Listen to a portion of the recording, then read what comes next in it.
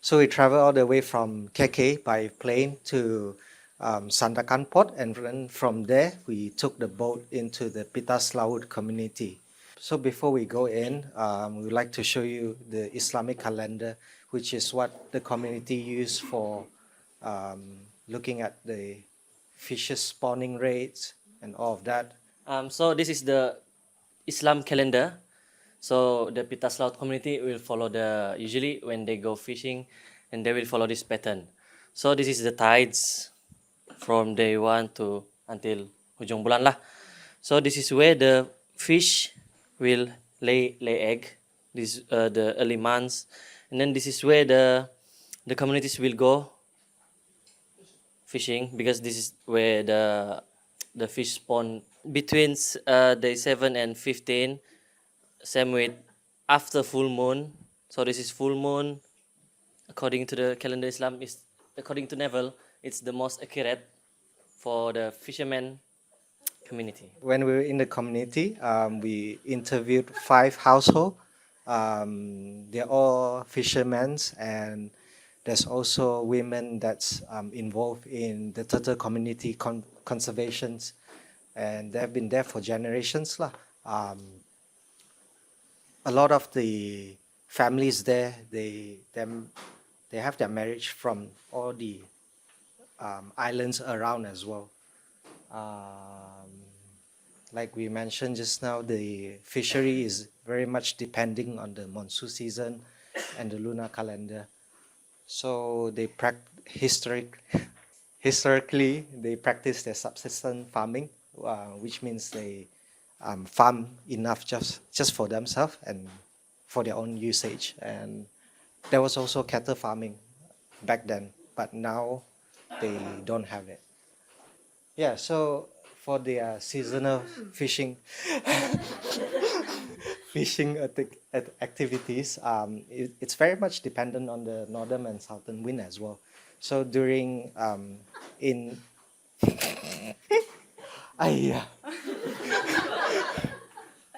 in the time of September to January or February, that's where the northern wind comes to the island, and then a lot of the fishermen, they go out fishing for prawns, crabs, things like that. And after that, it would be the southern winds where the fishing activity goes down, and then they would have like their parties, their marriage. They still fish, but it's less. Traditionally, they use boat. They dayung out to the sea, which means they sail out. But nowadays, they use boat engines, so they go to different spots for fishing as well. And the women are more involved in mengunau, which is seashell harvesting. They show us as well, like how do you actually do that on the beach, crabbing, salted fish, beach activity, and so on. Ya, jadi dorang punya activity kebanyakan dia itulah ikan, ketam sama udang, mengunau, dan dorang ada juga buat rumah burung untuk menambah pendapatan hasil dorang lah, sama itu sangkar ikan, ya sebab daripada dorang terus bergantung kepada itu menelayan, dorang buat itu sangkar ikan lah supaya tidak perlu. Oh iya, sama siap untuk dos yang tidak tahu mengunau itu adalah cari itu seashell.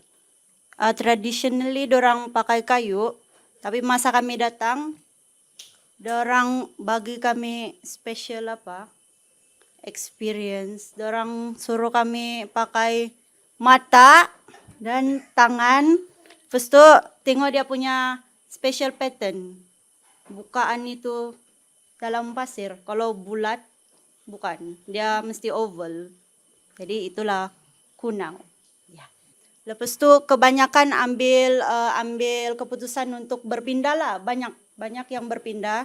Sebab dorang mau bagi anak dorang pendidikan yang lebih bagus. Dia punya facility yang lebih bagus. Sebab dalam kampung tu dia ada 10 orang murid, dia dalam satu sekolah yang kecil, dan dia ada 6 orang guru, dan guru itu dipinjam dari tempat lain. Ya, sekolah rendah lah, dia sangat jauh kepada akses internet pun tiada. Kampung tuh dia macam di belakang dia beach, pantai, di depan dia mangrove. So, ada satu untuk akses kami masuk dalam kampung tuh, unik sekali kami perlu melalui itu sungai kecil untuk masuk pakai perahu kecil. Lepas tu kami perlu aware dengan itu apa? Itu masa air pasang. Kalau surut tidak boleh masuk. Kalau air pasang baru boleh masuk lah. Lepas tu ya, kalau air surut terpaksa tolak itu buat masuk. Jadi sangat susah lah. Lepas tu ada beberapa jenis pokok yang di hutan paya bakau menarik lah. Dia ada macam 6 jenis. Bakau minyak, bius, teruntum merah, putih, tangar. Kebanyakan orang guna itu teruntum merah untuk membaiki atau membangunkan rumah lah, sebab dia yang good quality. Lepas tu orang boleh dibezakan melalui itu anak benih. Ada kacang panjang, kacang pendek. Kacang dia lah, dia punya pembenihan. Lepas tu ada bunga, ada buah. Ya, dia salah satu itu Ramsar punya site lah. Di Laut Kinabatangan, Segama, Wetland.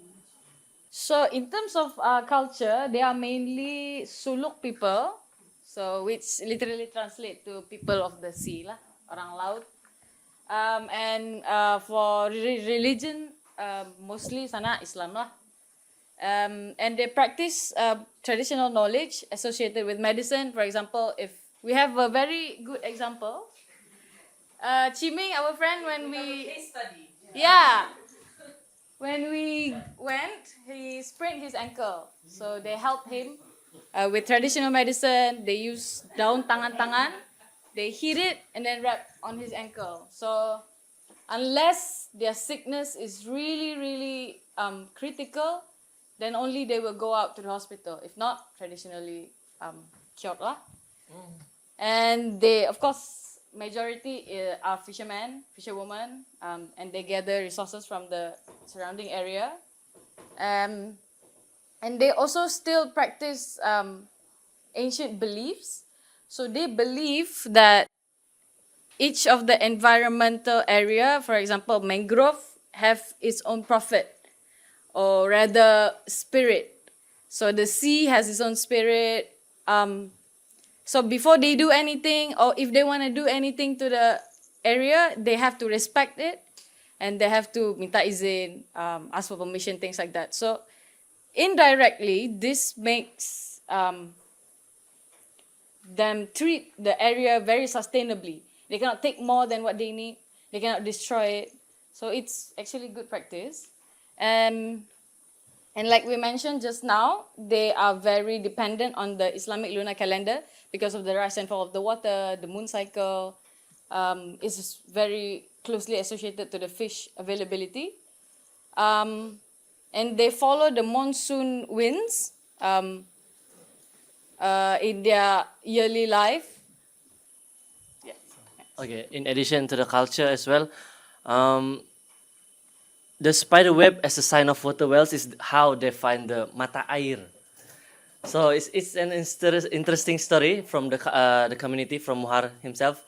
Back in the day, when his ancestor, how they will find the water, they wanted to build the water well. They will find, how they want to find the water. Mata air is early in the morning. They will find a spider web, and if this spider web got a lot of water and a lot of moist, that's where they will dig the confirm ada air. They bilang, yeah. So the past and present. What observable changes in pattern that we can see in Kampung Pitas Laut is shorter time on fisheries activity. Back in the old days, they used to work like 6 hours from 6 a.m. until up to 12 a.m. But now because of the inconsistent rising of temperature, the maximum is only up for 3 hours only. So no more cattle and agriculture farming is. There was a time when the kampung had a cow farm, and a lot of factors made them to stop to do the cow farm. And one of them is they were unable to do a fence because uh, fencing using a lot of trees, and they couldn't get the material to build it because of restriction by the orang yang berkuasa on taking the wood. And sometimes there were also disputes between the villages seberang kampung, sebab some villages claim that it's not your cow, it's mine. So when they labeled it, they sometimes took that label off, and then there will be a dispute between the kampung people. Oh, and they also used to plant fruits like watermelon and banana, but because of the rising sea level is not is not consistent, uh, the salt water from the sea kill the fruits. So yeah, in the span of watermelon to grow is 1 to 6 months. Yeah. Before they even have the chance to harvest the fruits die because of the salt water. Less women actively involved in fishing. Back in the days, they used to go memukat. The women, the memukat, follow the guys, but now the activity is limited to foraging white clam and sea turtle conservation. Nowadays, the woman doesn't have the interest in fishing. They same like Wangkod, they like to play phone or something. For lost as access rights to natural resources, for example, mangrove tree, woods to build fence. This is why they also discontinued doing kilong method. So kilong is traditional method for catching big amount of fish, which use a lot of tree, like 200 long tree to do a kilong. Difference in pricing of fish, high cost of fishing equipment. Back in the days, they used to get a lot of fish, but with small amount. Murah. Dia murah. Banyak ikan tapi murah diorang jual. So now diorang jual sikit tapi mahal. And one of the downside for that is ada middleman untuk jual itu ikan. Tapi itu middleman provide the engine, and all the fishing equipment like pokat and so on. Tapi dorang jual sama dorang tolak. Dorang macam tidak, kira dorang macam hutang lah begitu. Dorang tidak. So by the time habis sudah hutang untuk bayar semua itu sampan, semua itu engine, semua rosak sudah buat dorang. So they will go through it all over again. That's why tidak habis-habis dia punya borrow from the tauke. And then conservation effort toward the sea turtle. Last time they would harvest the penyu punya egg, banyak dulu dorang bilang. And then they would eat it like it's their delicacy lah. So they eat, and then when they feel like they wanted, at some point they feel like they wanted to see the turtle hatch, like Muhar said, and he and the communities decided to not to eat the turtle and the egg. The eggs. So they do a conservation for it. So recently there's 100 plus eggs, right? There's 100 plus eggs, and baru dorang tahu yang 100 lebih telur tuh, tidak semua 100 lebih itu pun menetas. So baru-baru ada 100 lebih telur, dorang try untuk jaga apa semua, kasih keep the place clean lah semua. And then 40 saja yang akan menetas, yang dorang kasih lepas semua, begitu. So changes in main source of water. So main source of water, last time they used the water well, the perigi, telaga for the main source of water. Tapi sebab itu air masin and the tides are not consistent, so dia macam itu air masin menyerap masuk pergi itu telaga, itu water well. So they cannot use the well anymore, water well. So they use mineral water and rain water. So the main source of water now is using rainwater lah. Okay, so other relevant information. First, I'm going to talk about their reaction after we present the climate data. They agree and that it's relatable and they are already feeling the change, the climate change. Like we mentioned just now, the fishing hours are shorter and then the seasons are changing. For example, I don't think we've mentioned last time the shrimping season, which is the northeast monsoon, is from September to February. But now it's from October or November to February. So it changes and it's shorter now. Yeah, so they say it's really obvious that climate change is already happening. And one thing that I would like to highlight right after we present the climate data, they were eager to ask what is the solution, right? So these are the community that are the least responsible for the causes of this climate change, and they are the most affected. So I think we should keep that, in mind. And then we asked them, what is your aspiration? What do you want to do in terms of adapting to climate change? They did say they want to revive the cattle farming as a means of alternative income, because fishing is now not as stable as it used to be. Revive farming and cattle, but they have issue with the saltwater intrusion and the ability to collect the wood for the fence for the cattle, right? So they want innovative ways to help them revive these. And what they really want is sufficient and renewable source of energy, sufficient source of clean water, because now they are dependent on rainwater. Their well is not usable anymore because of the saltwater intrusion. And rain is not predictable also now because of the climate change. So that's what they want. And they also want to better their turtle conservation efforts. So they say if anybody have expertise in turtle hatching, please go and visit them, help them with it. And then they want to be able to produce their own products like bahulu or kaya jam, to be able to sell to the outsiders. And they want to reduce, we mentioned that they are really highly dependent on middlemen now. So they want to reduce their dependency on middlemen and be independent in terms of finance. And they also want to preserve their traditional practice, which is encourage their youngsters to come join all this mengunau fishing. And I think the most important thing is they want to revive merenggas and revive kilong. Merenggas is a traditional fish aggregating, not device, like method. So talking about climate adaptation, right?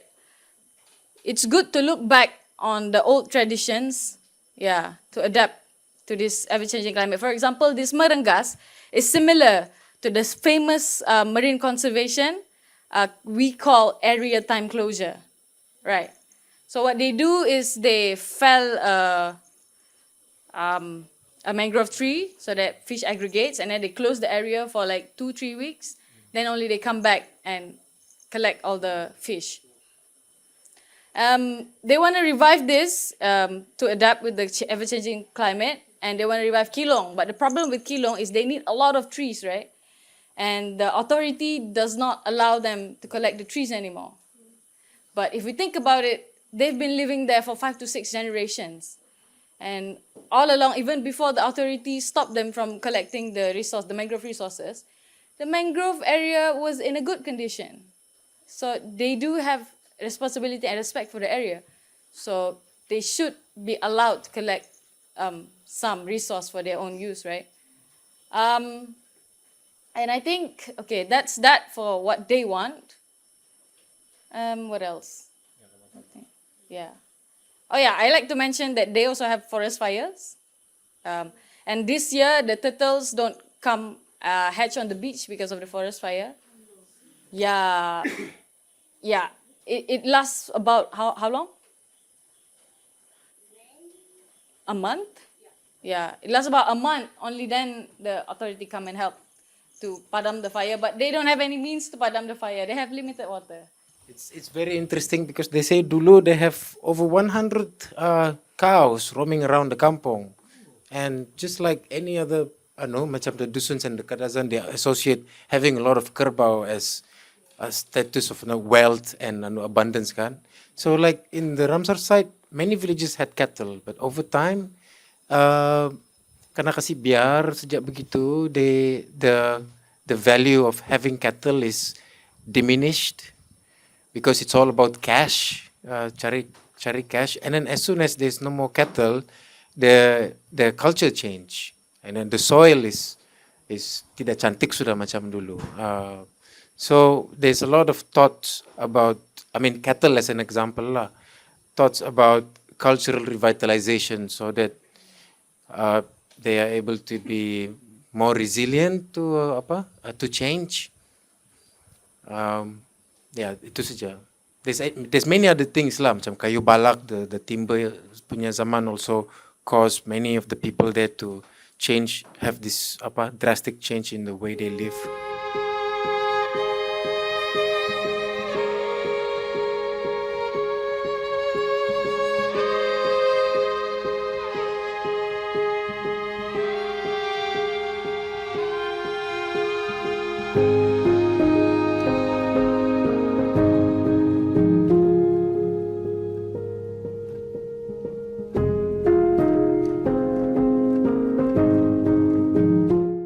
Ketara sekarang nih kita punya perubahan iklim, paras air laut kita meningkat, mungkin hujan pun kadang hujan ini berlarutan, memang semua itu berkait rapat, memang kita tidak nafikan, tapi setiap tahun perubahan itu sebenarnya dia ibarat anjuran turun naik, mungkin daripada community tersebutlah kena sesuaikan diri yang macam mana dengan keadaan tersebut kan, sebab memang tahun ke tahun kita kena tengok sendirilah, tahun ni lain keadaan dia, lain cuaca, tahun depan lain tahun, lain cuaca, lain keadaan, macam tu sajalah.